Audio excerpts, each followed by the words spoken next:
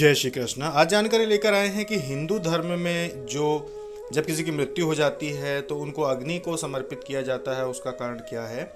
तो इसके देखिए दो कारण हैं। पहला कारण तो ये माना जाता है कि जिस भी जगह पे अगर मान लीजिए कि हिंदू धर्म के अनुसार अगर जो शव होता है उसको कहीं पे अगर गड़ा दिया जाए ज़मीन के अंदर, तो वो जो ज़मीन होती है वो हमेशा हमेशा के लिए अशुद्ध हो जाती है।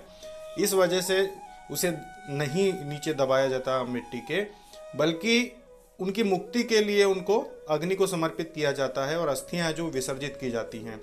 जैसे कि भारत में तो बहुत सारी नदियां हैं जिनको बहुत ही ज़्यादा पवित्र माना जाता है, और जब जैसे गंगा जी हैं या दूसरी भी बहुत ही पवित्र नदियां हैं जिनमें जब विसर्जन किया जाता है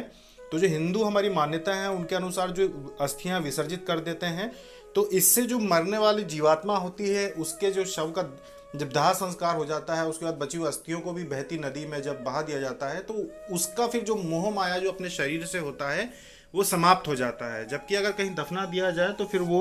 उसी स्थान पे उसका जो है मन अटका रहता है, जबकि दाह संस्कार करने से फिर उसकी मोह माया समाप्त हो जाती है और वो आगे की जो यात्रा है उसमें उसको सुखद रहती है। फिर उसको वो तकलीफ नहीं होती अपने शरीर के नष्ट हो जाने की वजह से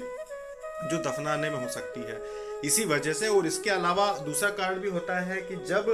जो नदियां होती हैं जैसे कि वो चल होती हैं, हमेशा चलती रहती हैं, तो उसमें जब अस्थियां जो बची हुई विसर्जित की जाती हैं तो वो भी ऐसा नहीं है कि हमेशा सदैव उसमें रहती है पानी में, धीरे धीरे धीरे वो भी नष्ट हो जाती है पूर्णतः, और उसका जो अस्तित्व होता है वो पंच तत्व में विलीन हो जाता है। जिस वजह से जो आत्मा रहती है, जीवात्मा रहती है, उसका कोई भी अंश पीछे नहीं छूटने की वजह से उसे किसी भी प्रकार की रोक टोक, दुख, मोह माया नहीं रहती है अपने परिवार से या फिर अपने शरीर से। यह कारण है जिस वजह से हमारी जो संस्कृति है उसमें इस तरह से दाह संस्कार का विधि विधान है। और यदि मान लीजिए किसी की अस्थियों को पानी में विसर्जित भी कर दिया जाता है, छोड़ दिया जाता है, उस स्थिति में भी जो उनका शरीर होता है वो पूरी तरह से पंच तत्व में लीन हो जाता है, क्योंकि पानी में हड्डियां जो होती हैं वो समय के साथ धीरे धीरे धीरे धीरे छोटे छोटे जीवाणुओं के द्वारा नष्ट कर दी जाती है, समाप्त कर दी जाती है, शरीर पूरी तरह से समाप्त हो जाता है। तो इसी वजह से इसे नदियों में विसर्जन करने से भी लाभ होता है। और जैसे कि गंगा नदी के बारे में जो कि भगवान स्वयं विष्णु ने कहा है, श्री विष्णु ने, कि अगर गंगा नदी में किसी का भी विसर्जन किया जाता है अस्थियों का, तो जब तक वो अस्थियां रहती हैं नदी के अंदर, चाहे वो 2 साल रहे, 10 साल रहे, 15 साल रहे, उतने समय तक जो जीवात्मा होती है उसे स्वर्ग में